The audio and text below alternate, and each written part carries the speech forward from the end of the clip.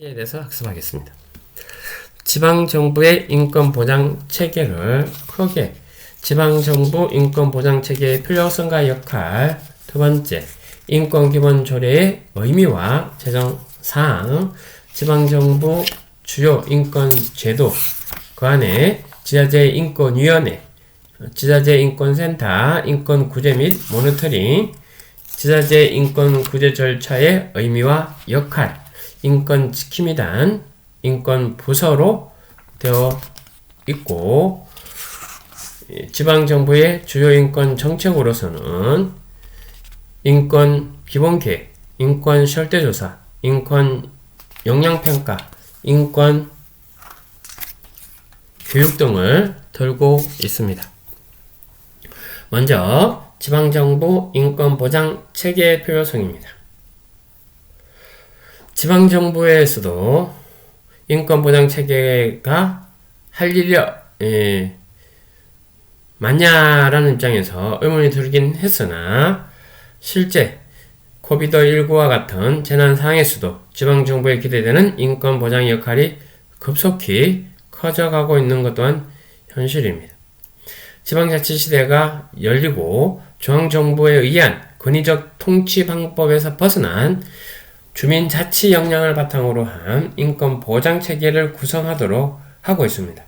근래 각 지자체의 주요 시정 또는 도정 목표를 살펴보면 하나같이 주민자치를 내걸고 있는데요. 여기서 보시는 것처럼 책 155페이지 그림 6-3으로 이야기하는데요. 이 파워포인트는 그림 6-2로 되어 있네요. 그죠? 지방정부 인권보장 체계, 규범, 제도, 정책입니다.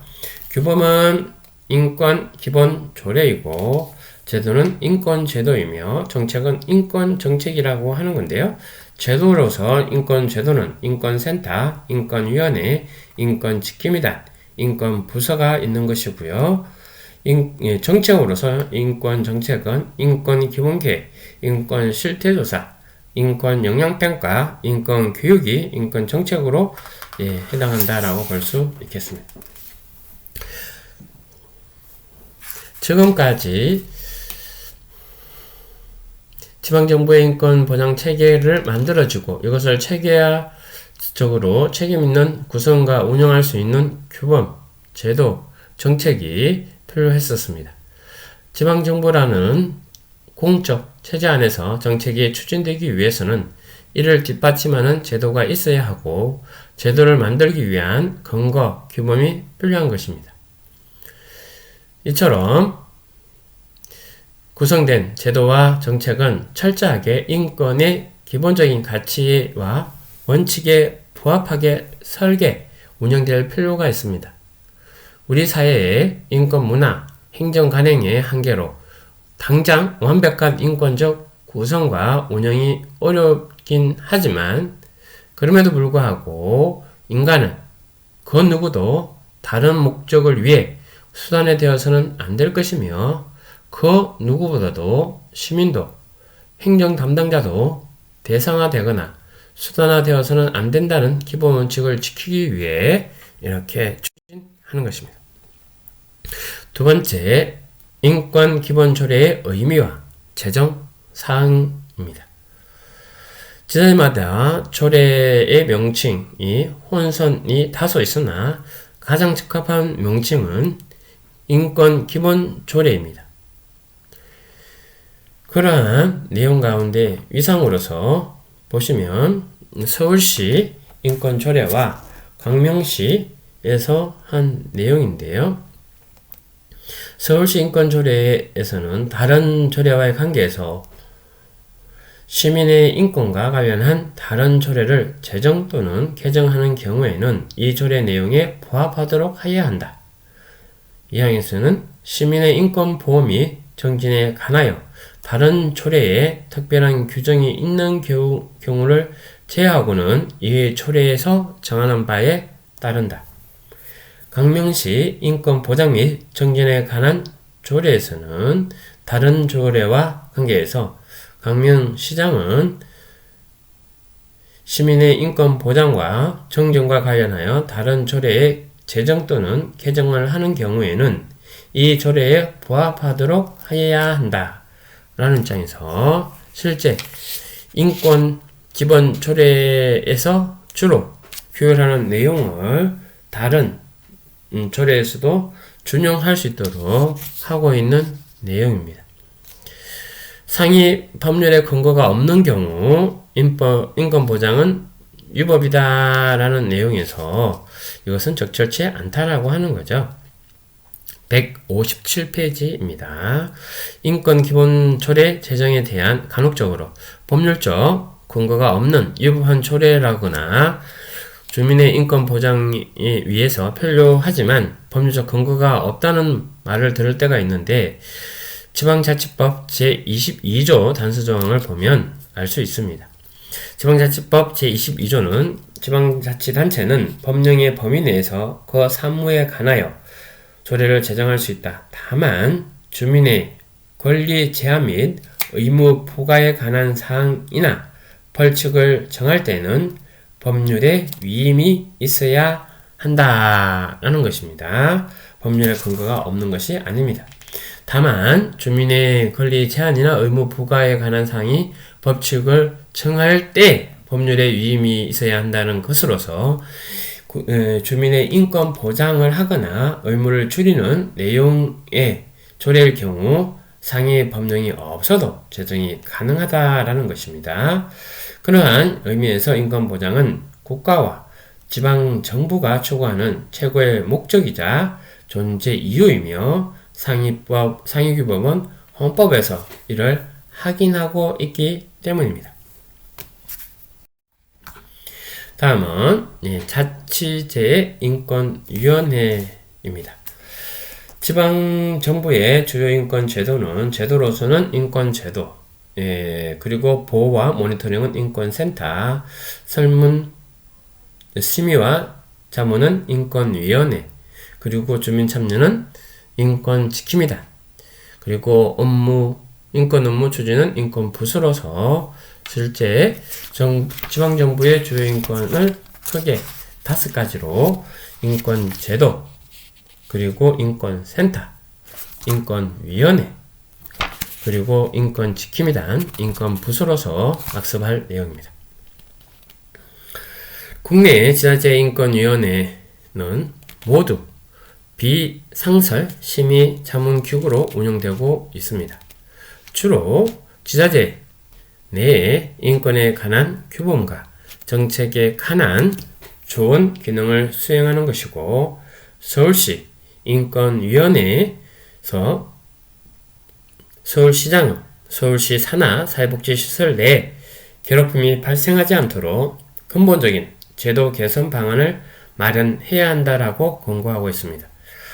2019년 실시된 서울시 사회복지시설 직장 내 괴롭힘 실태조사 결과 서울시의 지원을 받는 각종 복지시설 내에서 발생한 직장 내 괴롭힘에 대한 시정 권고가 여기에 있었던 것입니다.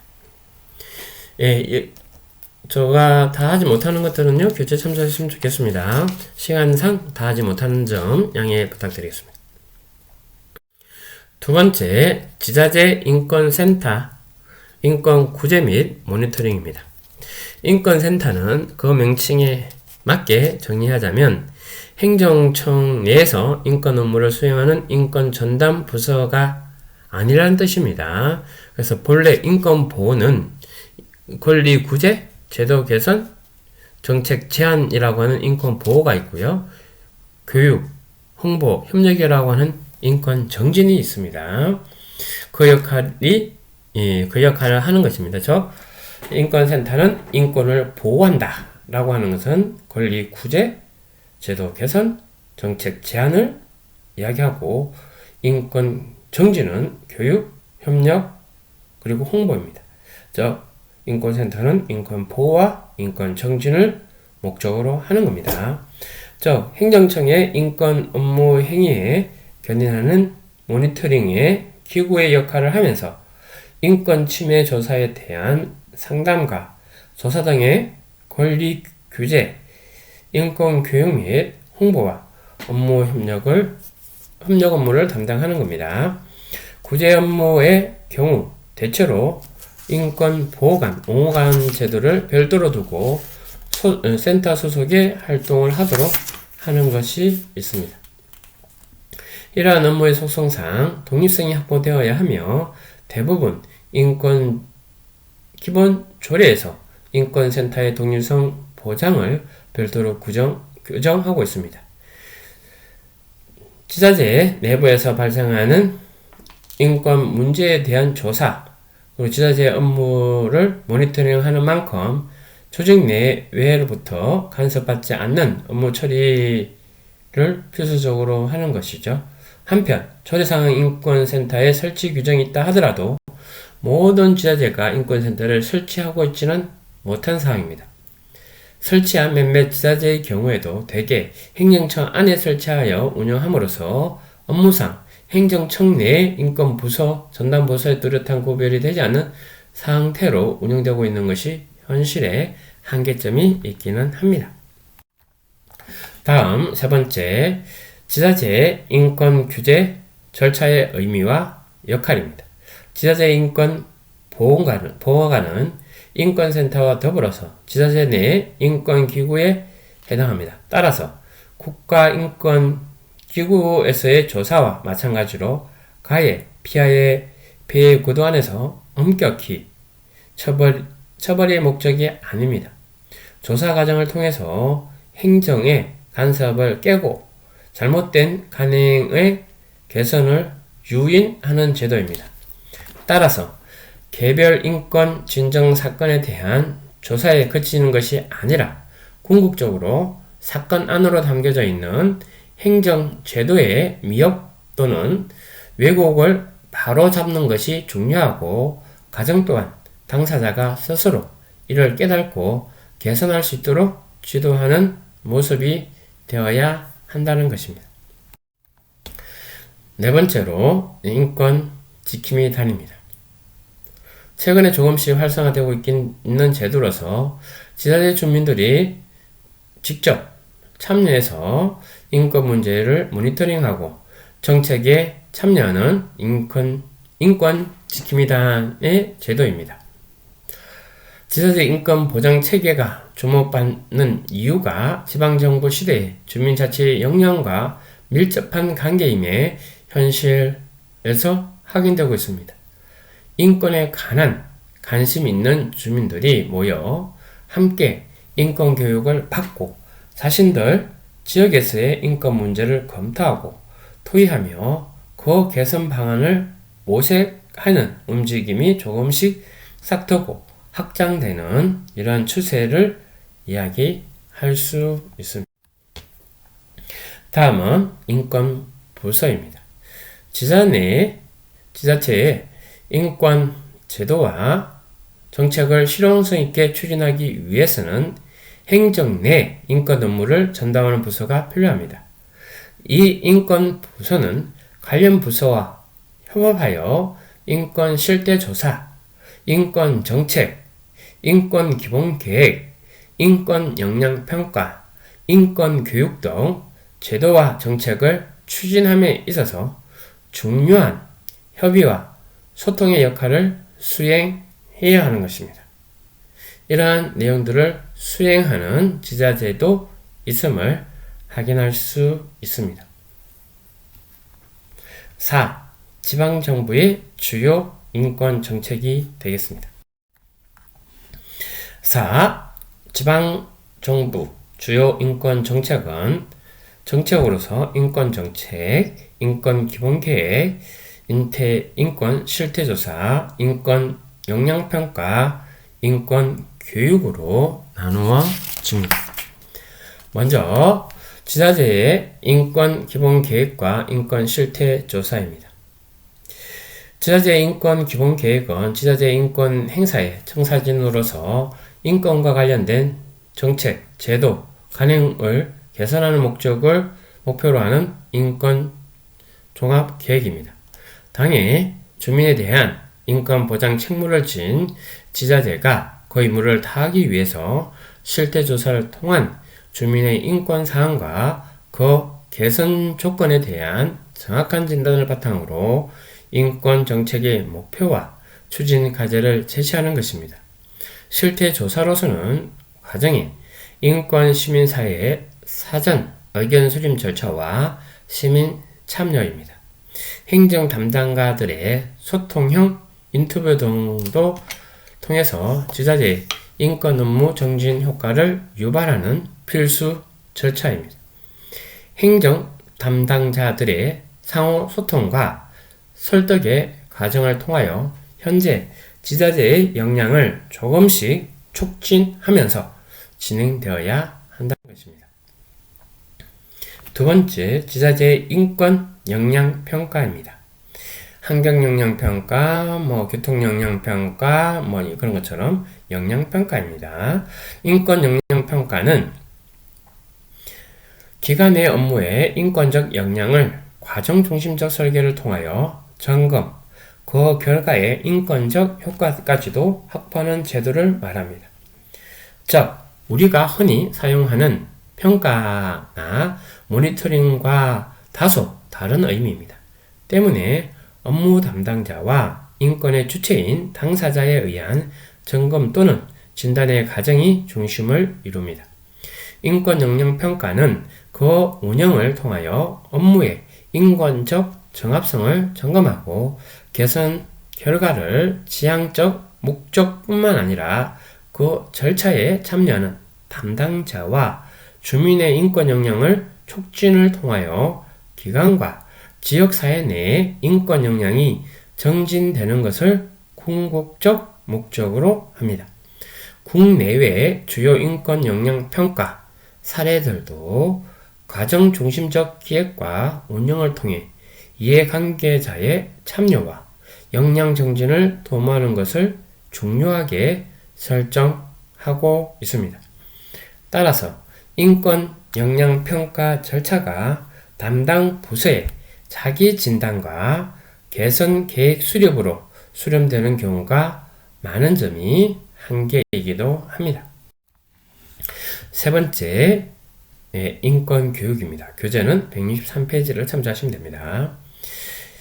지방정부의 인권 행정 구현을 위한 필수적인 기반으로 인권 교육인데요.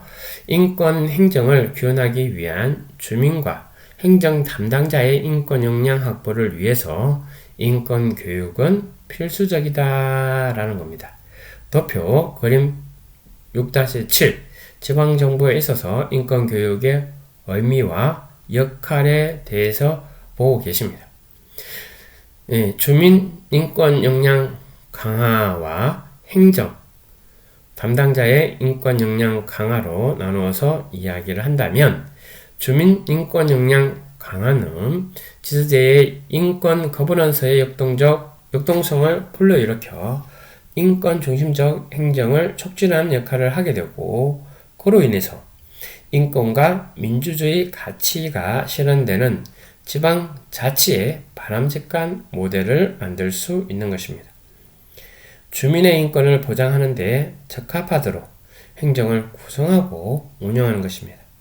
담당 공무원들의 인권적 가치를 충분히 내재화하고 업무에 대한 긍지와 책임감을 촉진하여 자신의 업무에 본연의 역할을 잘 수행할 수 있도록 하는 것이 중요한 내용인데, 하여튼 행정 담당자의 인권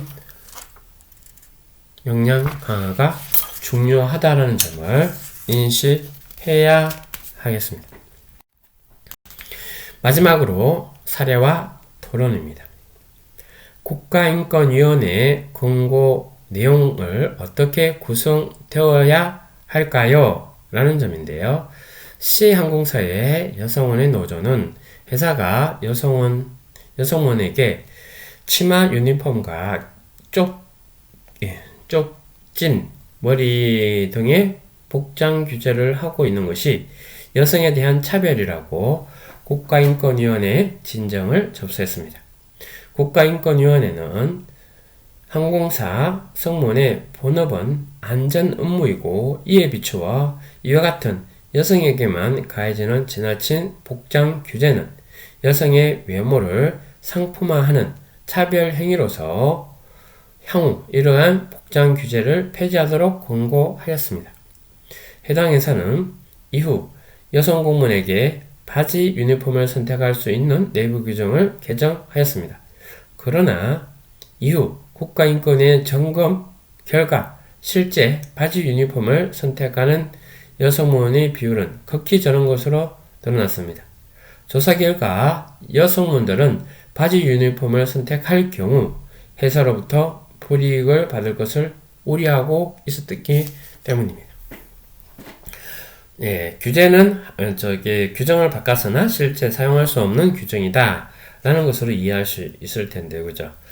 165페이지 이번 장에서 토론할 내용은 국가인권위원회 같은 인권기구의 역할은 무엇인가요? 그리고 두 번째, 그러한 역할을 비춰 국가인권위원회의 권고에서 어떤 절차와 내용이 포함되어야 할까요? 이렇게 제도 개선을 요구했고 회사인을 만들었다라고 하나 만약에 그걸 선택할 경우에는 불이익을 받는다는 내용인 거죠. 이 두 가지에 대해서 고민하시고 오늘 과제물 또한 이 두 가지에 대한 내용이다 라고 보시면 되겠습니다. 먼저 국가인권위원회 같은 인권기구의 역할. 인권기구의 사명은 국가기관을 포함한 모든 사회 구성원의 인권 역량을 정진을 통한 지속 가능한 인권 보장 구조를 확보하는 것이 중요하다는 것입니다. 사건 조사 과정 역시 피해와 가해를 규명하는 수준을 넘어 인권 침해 사항이 가능했던 원인을 분석하고 이와 같은 인권 침해가 발생하지 않도록 사항을 개선하는 역할을 해야 할 것이라고 보는 겁니다. 따라서 사례에서도 단순하게 복장 기준 개선을 권고할 것이 아니라 조직 내 이와 같은 인권 문화적 사항을 확인하고 그 인권 문화의 지속적인 개선 확보를 위해서 조직 내 관련 당사자 간에 함께 이를 분석하고 향후 대책을 논의하는 기회를 만들었어야 한다는 것입니다. 인권기구는 이러한 과정이 가능하도록 설계, 운영하면서 각 당사자들에게 인권적 사항을 조언하고 촉진하는 역할을 수행해야 한다는 것입니다.